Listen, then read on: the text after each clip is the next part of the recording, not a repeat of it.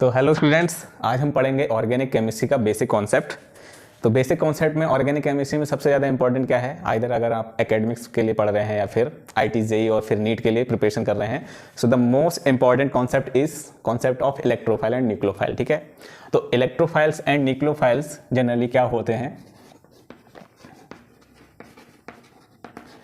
ठीक है, इलेक्ट्रोफाइल्स और न्यूक्लियोफाइल्स। ठीक है, तो एक इलेक्ट्रोफाइल्स और न्यूक्लियोफाइल्स, इसका इतना ज़्यादा इंपॉर्टेंस है, ऑलमोस्ट 90% क्या होता है ऑर्गेनिक केमिस्ट्री में ये कॉन्सेप्ट अप्लाई होता है, and 30% of inorganic chemistry in coordination complex including चिलिक एंड केमिकल बॉन्डिंग। ये कॉम्प्लेक्स वहाँ पर क्या होता है, सॉरी ये कॉन्सेप्ट क्या होता है वहाँ पर अप्लाई होता है। तो देखते हैं, पहले बेसिक से देख लेते हैं कि इलेक्ट्रोफाइल्स न्यूक्लियोफाइल्स होता क्या है।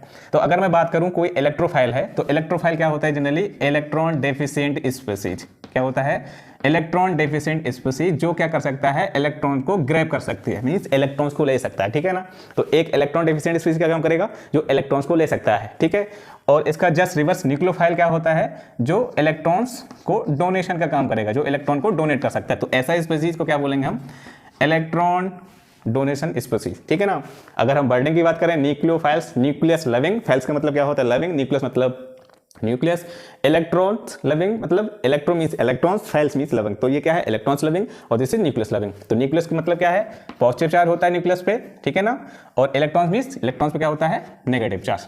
ओके, तो ये तो बात होगी बेसिक की इलेक्ट्रोफाइल न्यूक्लियोफाइल होता क्या है।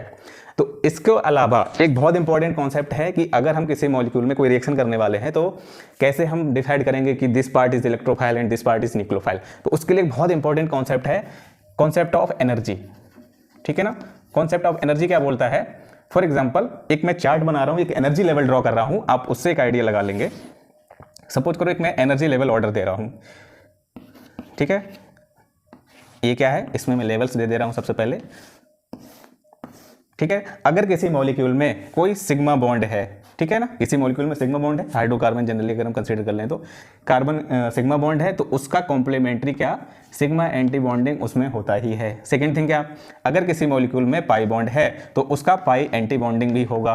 ठीक है ना, और किसी मॉलिक्यूल में अगर नॉन बॉन्डिंग है तो नॉन बॉन्डिंग का कोई एंटी बॉन्डिंग नहीं होता, मींस एंटी बॉन्डिंग उसी का होगा जिसका बॉन्डिंग होगा। ठीक है, नॉन बॉन्डिंग क्या मतलब है, जो ऐसे इलेक्ट्रॉन्स जो बॉन्डिंग में पार्टिसिपेट नहीं कर रहे हो, मींस लोन पेयर, बिल्कुल।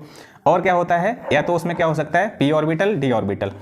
तो ये पी और डी ऑर्बिटल क्या है, ये बात हो रही है बैकेंड पी और डी ऑर्बिटल की। ठीक है, तो इसमें क्या करेंगे, ये तीनों क्या है, हमेशा किसकी तरह काम कर सकते हैं, करते हैं न्यूक्लियोफाइल की तरह। किसकी तरह काम करते हैं, nucleophile, either sigma bond nucleophile की तरह काम करते हैं, क्योंकि सिग्मा बॉन्ड है तो सिग्मा इलेक्ट्रॉन्स होंगे, और सिग्मा इलेक्ट्रॉन्स एक सिग्मा बॉन्ड में कितने, दो इलेक्ट्रॉन्स होते हैं। अगर पाई बॉन्ड है तो पाई बॉन्ड एक है तो एक पाई बॉन्ड में कितने इलेक्ट्रॉन्स होंगे, दो। ठीक है, और नॉन बॉन्डिंग है, कोई एक लोन पेयर है तो एक लोन पेयर में भी कितने इलेक्ट्रॉन्स होंगे, दो। ठीक है ना, तो सिग्मा बॉन्ड में भी दो इलेक्ट्रॉन्स हो गए, पाई बॉन्ड में भी दो इलेक्ट्रॉन्स हो गए, और नॉन बॉन्डिंग में भी दो इलेक्ट्रॉन्स हो गए। ये क्या है आपके, ये तीनों क्या होते हैं, इसी में एनर्जी सेपरेशन कर दे रहा हूं, backend P orbital D orbital, या फिर बैकेंड पाई स्टार, या फिर बैकेंड सिग्मा स्टार। ये क्या होते हैं, ये इलेक्ट्रोफाइल्स की तरह काम करते हैं। किसकी तरह काम कर सकते हैं, इलेक्ट्रोफाइल्स, क्योंकि ये क्या है, इलेक्ट्रॉन डेफिशिएंट है या फिर बैकेंड ऑर्बिटल्स हैं, तो ये इलेक्ट्रॉन्स को एक्सेप्ट करते हैं। दीज आर इलेक्ट्रॉन्स एक्सेप्टर, ये क्या होते हैं, इलेक्ट्रॉन्स एक्सेप्टर। ठीक है ना, और ये क्या होंगे आपके इलेक्ट्रॉन्स डोनर, ये क्या होते हैं आपके इलेक्ट्रॉन्स डोनर। ये है इलेक्ट्रॉन्स डोनर और ये क्या है, इलेक्ट्रॉन एक्सेप्टर। तो इनको क्या बोलते हैं, इसके लिए बहुत इंपॉर्टेंट कॉन्सेप्ट है क्या, होमो भी बोलते हैं जनरली इनको। ठीक है ना, अगर आप एडवांस में क्वेश्चन में जाएंगे तो उसको होमो, और इसको क्या बोलते हैं, ल्यूमो। होमो means highest occupied molecular orbital, किसके रिस्पेक्ट में बोलते हैं, सपोज करो ये तीन ऑर्बिटल्स हैं जो हमारे न्यूक्लियोफाइल की तरह काम कर सकते हैं, सिग्मा, पाई और नॉन बॉन्डिंग। ठीक है, अगर इस नॉन बॉन्डिंग को इलेक्ट्रॉन प्रमोट करना है, सपोज करो there is a pi p orbital जो कि बैकेंड है, जो इलेक्ट्रोफाइल की तरह काम कर रहा है, या फिर पाई स्टार है या सिग्मा स्टार है। ठीक है, ये तीनों इलेक्ट्रोफाइल्स हैं, ये इलेक्ट्रॉन डोनेट कर सकते हैं। अब देखो एनर्जी से क्या दिख रहा है कि नॉन बॉन्डिंग, पाई और सिग्मा, ठीक है, इन तीनों में एनर्जी जिसकी ज्यादा होगी तो वो क्या करेगा, इजीली इलेक्ट्रॉन डोनेट कर सकता है। क्यों, क्योंकि there is a short of energy gap.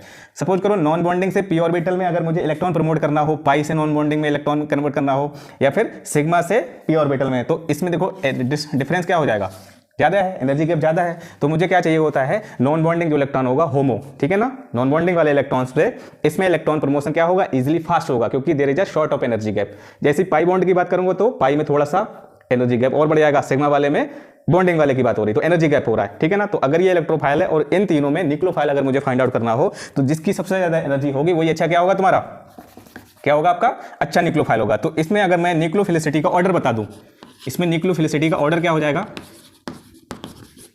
सबसे पहले क्या आ जाएगा आपका नॉन बॉन्डिंग, उसके बाद क्या आएगा आपका पाई बॉन्ड, और उसके बाद क्या आएगा सिग्मा बॉन्ड। 90% केसेस में आपको ऐसे ही देखने को मिलेगा। और क्या है इसके बाद, अगर मैं इन तीनों की बात करूं, देखो ये तीनों क्या है एक्सेप्टर, लेकिन मुझे एक्सेप्टर कैसा चाहिए होता है, लोअर एनर्जी का। देखो सबसे ज्यादा एनर्जी किसका, सिग्मा स्टार, उससे कम किसका है पाई स्टार, और सबसे कम किसका है एक्सेप्टर में सिर्फ किसका, वेकेंट पी और डी ऑर्बिटल। तो मुझे होमो चाहिए होता है, मींस न्यूक्लियोफाइल अगर मुझे बनाना है हायर एनर्जी का, और एक्सेप्टर इलेक्ट्रोफाइल बनाना है लोअर एनर्जी का, ठीक है। क्योंकि इसमें भी सेम वही चीज है, जितना एनर्जी गैप कम होगा मेरा किसमें है, सिग्मा स्टार, पाई स्टार और पी ऑर्बिटल, डी ऑर्बिटल, तो ये वाला क्या है, जितना एनर्जी का कम होगा यहां से इलेक्ट्रॉन प्रमोशन इजीली होगा, तो ये वाला क्या हो जाएगा आपका बेस्ट इलेक्ट्रोफाइल। तो इसमें अगर इलेक्ट्रोफिलिसिटी ऑर्डर पूछा जाए तो इलेक्ट्रोफिलिसिटी आपका ऑर्डर क्या हो जाएगा भाई, तो इलेक्ट्रोफिलिसिटी ऑर्डर आपका क्या हो जाएगा, बैक एंड पी या फिर डी ऑर्बिटल। तो मैं अगर सिंपल लिख दूं बैक एंड पी या फिर डी ऑर्बिटल, देन आपका क्या आएगा पाई स्टार, और देन लास्ट में सिग्मा स्टार, ठीक है ना। तो ये बहुत इंपॉर्टेंट कॉन्सेप्ट है ये आपका कोई भी रिएक्शन करने में। देखो एग्जांपल के तौर पे अगर मैं बात करूं, कोई भी एग्जांपल गिवन है, ठीक है ना, एग्जाम में अगर पूछा जाता है, अगर इसके एप्लीकेशन की बात करें, सपोज कोई एग्जांपल है ये क्या मैंने लिख दिया, यहां पर क्या है साइक्लोहेक्सेनॉल, और यहां पर मैंने कर दिया लगा दिया डबल बॉन्ड, ठीक है ना। कोई भी रैंडम एग्जांपल ले लिया, अब हम इसको इस जो हमने कॉन्सेप्ट सीखा है ना उसको अप्लाई करके देखते हैं कि कैसे ये ऑर्गेनिक केमिस्ट्री में अप्लाई करते हैं। और रिएक्शन एरो पर मैंने क्या दे दिया H+, क्या दे दिया मैंने H+। नाउ अब हमने क्या डिसाइड करना है कि रिएक्शन एरो पर हमने देखना है क्या, कि अगर यहाँ पर H+ है, H+ मतलब क्या है, इलेक्ट्रॉन डेफिशिएंट है, ठीक है ना, हाइड्रोजन के पास एक ही इलेक्ट्रॉन होता है, वो तो निकल गया, तो ये क्या बनेगा इलेक्ट्रॉन डेफिशिएंट है, हम तो क्या बोल सकते हैं, क्या है ये इलेक्ट्रोफाइल, ये किसकी तरह काम करेगा, इलेक्ट्रोफाइल। नाउ अगर आपका रिएक्शन एरो पर इलेक्ट्रोफाइल गिवन है, तो आपको सबस्ट्रेट में क्या है, ये रिएक्टेंट है आपका सबस्ट्रेट है, तो इसमें क्या देखेंगे आप न्यूक्लियोफाइल, ठीक है ना। अगर रिएक्शन एरो पर आपका इलेक्ट्रोफाइल है तो यहाँ क्या देखेंगे न्यूक्लियोफाइल। अब अगर यहाँ पर आपको न्यूक्लियोफाइल मिलता है, कोई ऐसा पार्ट है, कोई हाइड्राइड डोनर है, फिर और कुछ है, ग्रिग्नाडिन, बहुत सारे एग्जांपल है, अगर वो आपका न्यूक्लियोफाइल यहाँ मिलता है तो आपने यहाँ पर क्या देखना है, तो यहाँ पर हमने क्या देखेंगे, जैसे उसका अपोजिट क्या इलेक्ट्रोफाइल, ठीक है ना। एक इलेक्ट्रोफाइल न्यूक्लियोफाइल से रिएक्शन करता है, ठीक है, और एक न्यूक्लियोफाइल एक इलेक्ट्रोफाइल से। कभी भी न्यूक्लियोफाइल से रिएक्शन नहीं करेगा, इलेक्ट्रोफाइल से रिएक्शन नहीं करेगा, ठीक है ना। लाइक चार्जेस ही अपने आप में रिएक्शन होता है, ठीक है। एक चीज हमको समझ में आ गया। नाउ सर ये कैसे समझ में आएगा, ये कैसे हो रहा है, ठीक है, ये भी समझ लेते हैं इसी कॉन्सेप्ट के बेसिस पे। अभी हमने क्या बोला कि अगर कोई इलेक्ट्रॉन डेफिशिएंट एटम है जो इलेक्ट्रोफाइल की तरह काम कर रहा है, मतलब कि इन तीनों में से मैंने क्या डिसाइड कर लिया कि मुझे कौन सा इलेक्ट्रोफाइल मिला है, ठीक है। इलेक्ट्रोफाइल मेरा डिसाइड हो गया, और ऊपर लिखा हुआ है, सॉरी इन तीनों में से इलेक्ट्रोफाइल मेरा डिसाइड हो गया कि कौन सा वाला इलेक्ट्रोफाइल है ना। ये जो तीन बचते हैं ऑर्बिटल, कौन से, सिग्मा, पाई और नॉन बॉन्डिंग। सिग्मा देखो इस मॉलिक्यूल में बहुत सारे सिग्मा है, इस मॉलिक्यूल में एक पाई बॉन्ड है और एक ऑक्सीजन एटम है जिस पर क्या है 2 लोन पेयर, ठीक है, क्या है लोन पेयर, मतलब सिग्मा बॉन्ड भी है इसमें, पाई बॉन्ड भी है और नॉन बॉन्डिंग भी है। तो on the basis of this concept energy, donorability, nucleophilicity, क्या होगा बेस्ट न्यूक्लियोफाइल जो इस H+ से रिएक्शन करने वाला होगा, पाई बॉन्ड नहीं करेगा, ये सिग्मा बॉन्ड नहीं करेगा, कौन करेगा नॉन बॉन्डिंग वाला, ठीक है ना, क्योंकि उसकी एनर्जी क्या है आपकी सबसे ज्यादा है इन तीनों में कंपेरेबल, ठीक है। तो जो रिएक्शन होगी यहाँ पर किसके साथ होगी, आपके H+ के साथ रिएक्शन हो जाएगी। तो जब H+ से रिएक्शन हो जाएगा तो क्या हो जाएगा बताओ, ये H+ किस पे लग जाएगा, उस ऑक्सीजन पे लग जाएगा, डबल बॉन्ड पे कोई चेंज नहीं होगा, पूरे मॉलिक्यूल में कोई चेंज नहीं होगा। तो ऑक्सीजन क्या करेगा यहाँ पर 2 बॉन्ड बनाने लगेगा, सॉरी 3 बॉन्ड बनाने लगेगा, 2 बॉन्ड मतलब हाइड्रोजन से। तो ये क्या है, this is the first step और this is the concept of how a electrophile and nucleophile are approaching to each other, ठीक है ना। ये तो बहुत एक सिंपल एग्जांपल है, आप कोई भी क्वेश्चन उठा के देख ले हाइड्रोकार्बन में, ठीक है ना, नॉर्मल एल्केन, एल्कीन, एल्काइन में आपको बहुत सारे एग्जांपल ऐसे मिल जाएंगे, even for the functional group in +2 and all, ठीक है। तो ये क्या है आपके बहुत इंपॉर्टेंट कॉन्सेप्ट हो जाएगा। तो देखो अब ये क्या बन जाता है, ये क्या है आगे का कॉन्सेप्ट है। नेक्स्ट, ठीक है, नेक्स्ट क्या है, ये देखो क्या बन गया H2O is a leaving group, ठीक है ना। लिविंग ग्रुप कैसे, वो निकल जाएगा इजीली, स्टेबल हो जाएगा, तो वाटर निकल गया, तो आपका क्या बन जाएगा बताओ, सिंपल सा कुछ नहीं बनेगा। अब देखो यहाँ पर क्या है, इसमें 2 शेयरिंग वाले इलेक्ट्रॉन्स है ना, तो वाटर जो मॉलिक्यूल है वो उस शेयरिंग इलेक्ट्रॉन्स के, कार्बन ऑक्सीजन के शेयरिंग इलेक्ट्रॉन्स को लेकर निकलता है, ठीक है ना। तो जब इलेक्ट्रॉन्स लेकर जाएगा तो इस कार्बन पे क्या जनरेट हो जाएगा, ऑफ कोर्स क्या हो जाएगा इलेक्ट्रॉन डिफिशिएंट, मतलब कि एक कार्बोकेटायन जनरेट हो जाएगा क्योंकि कार्बन पे बहुत से चार आ गया, ठीक है ना। तो ये 2 डिग्री कार्बन बन गया, ये भी क्या हो जाएगा 2 डिग्री कार्बोकेटायन बन गया। अब देखो ये, अब नेक्स्ट क्वेश्चन क्या होगा, देखो ये फर्स्ट स्टेप था इलेक्ट्रोफाइल न्यूक्लियोफाइल अप्रोच का।